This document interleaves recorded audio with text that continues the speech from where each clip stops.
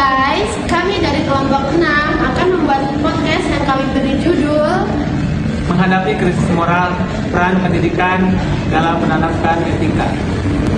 Selamat menyaksikan. Yeay. Assalamualaikum warahmatullahi wabarakatuh. Halo, selamat siang semuanya. Selamat datang di podcast saya kali ini. Podcast kali ini yaitu untuk memenuhi tugas ujian akhir semester mata kuliah Paradigma dan Etika Kependidikan. Nah, sebelumnya perkenalkan, nama saya Fahmi Ramdhani. Sebagai host podcast pada siang hari ini, saya sebagai mahasiswa Universitas Nahdlatul Ulama Yogyakarta angkatan 2024. Nah, di podcast kali ini saya akan mengangkat tema yaitu menghadapi krisis moral, peran pendidikan dalam menanamkan etika. Nah, alhamdulillah pada siang hari ini kita kedatangan narasumber yang sangat istimewa. Dua narasumber. Yang pertama ada Mbak Mida dan yang kedua ada Mbak Ara. Nah, sebelumnya kita mungkin agar lebih tahu tentang narasumber kita ini, alangkah baiknya kita mendengarkan perkenalan dari mereka. Ya, silahkan kepada Mbak Mida untuk perkenalan. Halo semuanya, perkenalkan saya Siti Muhammidah, biasa dipanggil Mida. Saya dari mahasiswa PGSD UNU Yogyakarta angkatan 2024. Halo semuanya, perkenalkan nama saya Nurin Maramawati, biasa dipanggil Ara, dari PGSD 2024. Nah, mungkin itu adalah perkenalan dari narasumber kita pada siang hari ini. Nah, ngomong-ngomong, gimana kabarnya? Sehat? Alhamdulillah sehat dong. Alhamdulillah sehat. Nah, kita itu kan akan mengangkat tema yaitu menghadapi krisis moral, peran pendidikan dalam menanamkan etika. Nah, menurut Mbak Ara, apa itu krisis moral? Menurut saya krisis moral itu suatu tindakan di mana seseorang itu kehilangan kebaikannya. Nah guys, jadi menurut Mbak Ara, krisis moral itu yaitu di mana seseorang itu kehilangan kebaikannya. Nah, kita coba tanya kepada narasumber yang kedua, bagaimana apa sih itu krisis moral? Menurut saya ya, krisis moral itu suatu penurunan atau perubahan dari etika seseorang dari yang lebih baik hingga kurang baik atau bahkan lebih buruk. Begitu. Terima kasih. Nah, kalau menurut Mbak Mida, krisis moral itu menurunnya etika ya? Iya. Dari yang baik menjadi tidak baik. Nah, kan sekarang itu banyak ya yang beredar di media sosial, di kalangan siswa di mana-mana. Banyak siswa-siswa yang krisis moralnya itu sangat menurun. Nah, menurut Mbak Ara, apa penyebab menurunnya krisis moral di kalangan siswa pada saat ini? Jadi kalau menurut saya ya dari kurangnya pendidikan karakter di sekolahnya gitu. Oh iya. Jadi kurangnya perhatian dari guru-gurunya gitu ya? Iya. Boleh. Nah, jadi kalau menurut Mbak Ara, menurunnya krisis moral di kalangan siswa pada saat ini yaitu kurangnya perhatian pendidikan dari guru-gurunya kalau di sekolah. Nah, kalau menurut Mbak Mida apa? Menurut saya ya, penyebab krisis moral yang terjadi di kalangan siswa yaitu pengaruh dari media sosial dan teknologi. Kebanyakan anak zaman sekarang itu udah memegang HP masing-masing ya.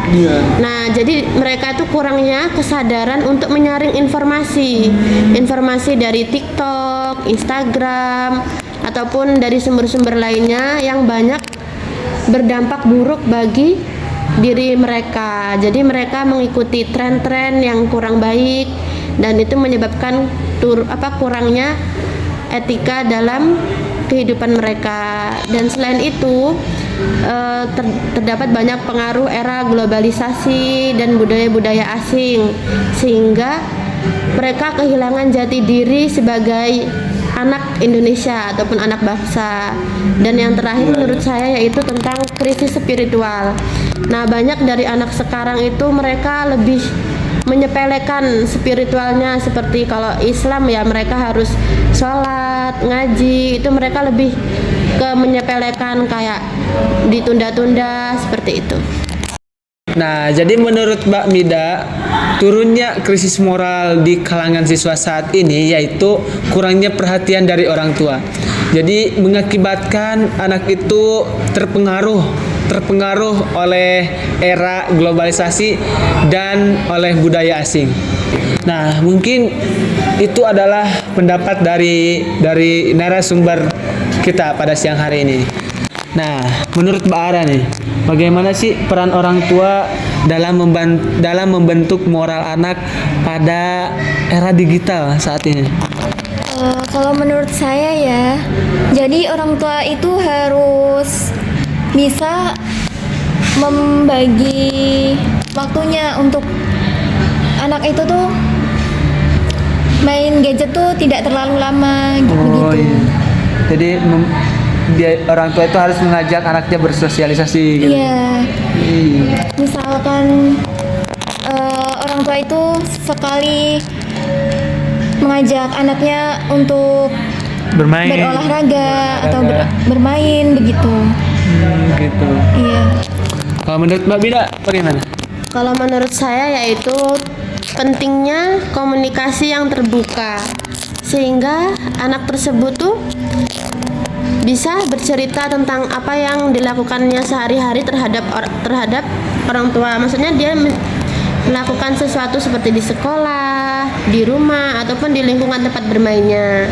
Jadi dia bisa berkomunikasi sehingga orang tuanya tahu keseharian anak tersebut, dia melakukan apa saja, dan sikap dan tindakan anak tersebut jadi bisa dikontrol oleh orang tua tersebut. Kemudian melindungi anak dari konten negatif seperti orang tua tetap memantau anak tersebut dalam bermain gadget, kembali lagi ke HP ya. Jadi kadang anak tidak sengaja menonton sesuatu konten-konten yang negatif seperti cyberbullying dan perilaku yang tidak senonoh di media sosial seperti itu. Nah, jadi peran orang tua dalam mendidik moral anak yaitu orang tua itu harus sebisa mungkin meluangkan waktunya mendengarkan cerita dari anaknya, memberikan nasihat kepada anaknya agar anaknya itu terhindar dari perilaku negatif yang ada di gadget ya. Ya. Nah, mungkin gitu. Jadi menurut Mbak Ara ya, apa sih dampak negatif penggunaan gadget terhadap moral siswa? Jadi kalau menurut saya dampak negatifnya itu dari kurangnya empati. Oh iya, kurang empati. Terus Iya, apa lagi? kemudian dari kurangnya tanggung jawab siswanya. Iya. Ya, terus terus dari pengaruh dari konten-konten negatif. iya gitu. negatif Oh, itu. iya. Mungkin ada lagi? Menurut saya sudah. Sudah Iya. segitu. Ya, kalau menurut Mbak Mida bagaimana ini? Kalau menurut saya ya dampak negatif yang dirasakan siswa pada era sekarang itu dia lebih ke penurunan atau ketergantungan dan kemalasan. Maksudnya tuh ketergantungan, dia kayak lebih mementingkan gadget daripada kewajibannya sehari-hari kayak gitu. Oh, seperti kewajiban sholat gitu ya? Ya, sholat, membantu orang tua, mengerjakan tugas di sekolah, dan lain-lain. Dan selain itu, dia lebih memilih mengisolasi diri.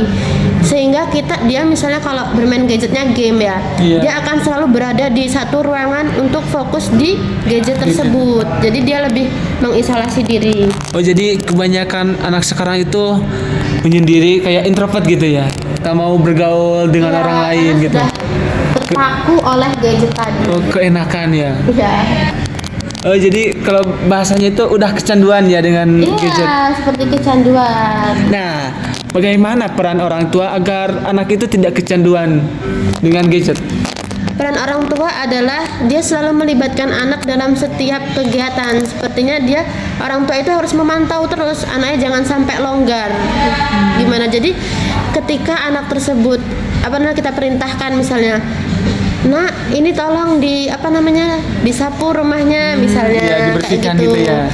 Terus habis itu mungkin kita mengasih jeda untuk dia istirahat, tapi tidak boleh memberikan suatu kebebasan yang sangat luas kepada anak tersebut. Jadi sehingga si anak memiliki kegiatan sehingga lupa akan gadget tadi. Oh, jadi si anak itu jangan terlalu fokus bermain gadget ya. Iya. Harus ada Batasan. ya, batasan. Menurut Mbak Ara bagaimana peran orang tua agar anak itu tidak kecanduan gadget? Kalau menurut saya orang tua harus berperan aktif gitu. Maksudnya kayak Mengingatkan sholat Iya, gitu. mengingatkan. Jadi harus menyuruh anaknya sholat, ngaji Iya. gitu ya, kepada hal-hal yang baik. iya. Jadi kadang dari gadget itu anak itu bisa kehilangan keimanan, sehingga anak itu tidak melakukan sholat, tidak ngaji, dia itu kecanduan main HP, main game. Kadang ada yang nonton film senonoh atau apalah yang tidak bermanfaat bagi kehidupannya, tapi itu kalau menurut orangnya itu enak ditonton. Jadi kalau udah kecanduan itu melihat memegang gadget tuh enak, kalau tidak memegang gadget tuh rasanya itu akan mati. Nah guys, jadi kesimpulan podcast pada siang hari ini yaitu krisis moral dapat disebabkan oleh orang tua dan juga sekitarnya. Bisa dari orang tua itu kurang memperhatikan anaknya dan juga lingkungan. Anak itu kurang bersosial dengan lingkungan.